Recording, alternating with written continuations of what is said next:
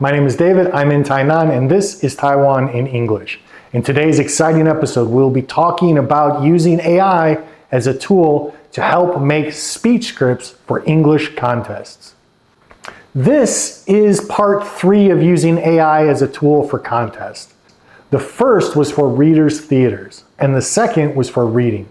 I saved this one for last because it's the most difficult. Let's not play pretend. Students don't write speeches for these contests.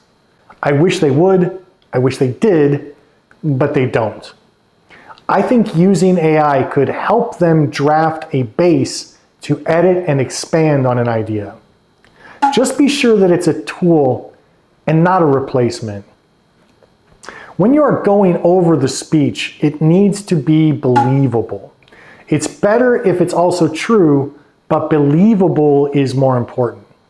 That doesn't mean you should lie about something that is true.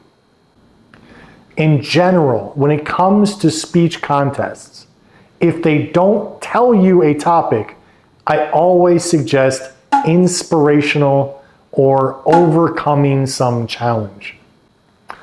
No, your math homework is not a challenge. Everyone hates that.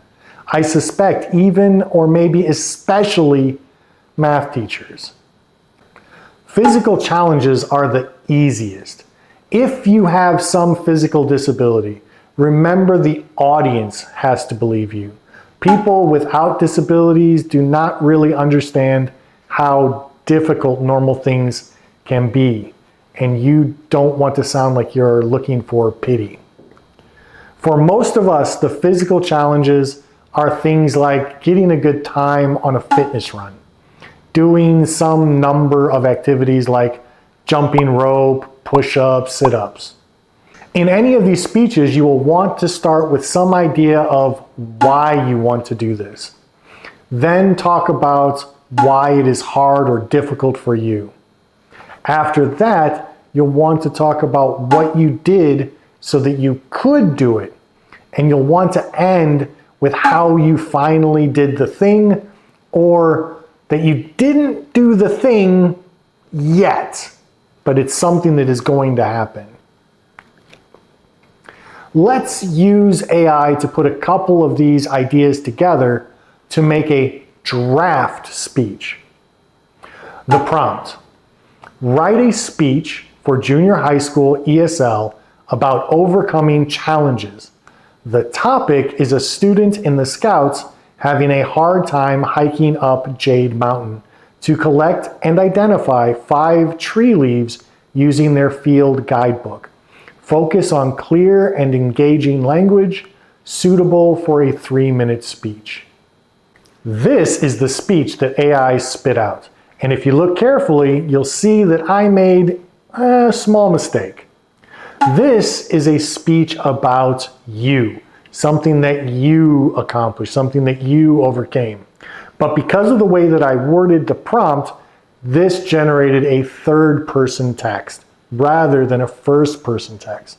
Now you could go through and fix all of the third-person theys to I's, or a simple, please edit the speech to first person. And that gave me this. And yes, say please to AI. It makes you a good person. Okay, from this draft, you can start to make changes to make this more and more yours with each change. I don't think I need to say this, but don't use the same prompt I did. You might end up with the same or a very similar speech, and you want yours to be unique. Let's start with the greeting. At the very least, you will need to identify yourself. I always tell people to use their name and whatever number they have been given, but it's up to you. As for the hello everyone, I don't hate it, but you could also change it out for the standard good morning or good afternoon. I would skip ladies and gentlemen and very much skip dear judges. And at the end of the speech, add a thank you. Bow if you want and get off the stage. I know a lot of people want to say something like, thank you for your listening or thank you for listening. Don't. Thank you. Get off the stage. The first paragraph looks good to me. When saying it, some of the sentences are a bit too long to say in one go, and they need to be broken up. Take the first sentence, for example. Have you ever felt like you were facing a mountain? Said all at one time, it sounds odd or maybe rushed. But if you add a pause or two, it sounds more natural. Have you ever felt like you were facing a mountain? Or have you ever felt like you were facing a mountain? These two examples are by far not the only ways this sentence could be broken up. You need to find the way that is your way and not just follow somebody else's. I will say that some good places to start looking for places to add pauses are at conjunctions and prepositions. You will also need to pay attention to punctuation. Commas tell you to pause. The next thing to think about is the emotion that you want to convey. One of the reasons that this type of speech is good for you is that you don't have to change emotions too much. I think this speech starts off with questions, then sounds determined. Try talking with your teeth a little bit closed and your eyebrows together, and then the story ends with a happy friend giving advice. But that's just me. You can and should do your story or speech the way you want. Here's my version. Hello, everyone. Have you ever felt like you were facing a mountain? Not a real mountain, maybe, but a challenge that seemed too big, too difficult for you to climb? Maybe it was a tough test, a difficult skill to learn, or even just feeling lost and confused. Today I want to tell you about a time I faced a real mountain, Jade Mountain. As a scout, I was really excited about a special task. Hiking up Jade Mountain to find and identify 5 different tree leaves using my field guidebook. I remember the excitement at the start, the crisp mountain air, the beautiful scenery, the adventure of discovery. But as I started to hike, the path got steeper. The rocks were slippery, the air thinner, and my legs started to feel heavy. Doubt probably crept in. I remember thinking, this is too hard. Maybe I should just give up. Have you ever felt that way? When learning English feels tough, or when a homework problem seems impossible? It's normal to feel discouraged. But then I remembered something important. I remembered the Scout motto, be prepared. I had my hiking boots, my water, and most importantly, my field guidebook. I took a deep breath and looked at the guidebook. It reminded me of what I needed to do. Focus on one step at a time. I didn't look all the way to the top of Jade Mountain. I just looked at the next rock, the next bend in the path. I used my guidebook to learn about the trees I passed, even if they weren't the 5 leaves I was looking for. Each small discovery kept me going.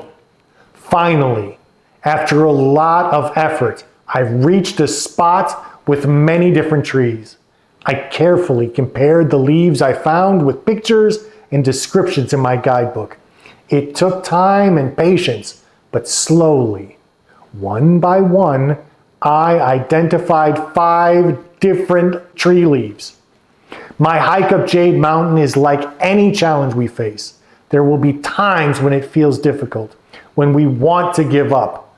But just like me, you have your own guidebooks, your teachers, your friends, your family, and the knowledge you gained in school. The key is be prepared.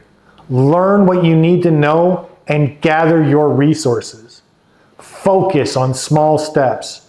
Don't get overwhelmed by the big picture. Break down the challenge into smaller, manageable tasks.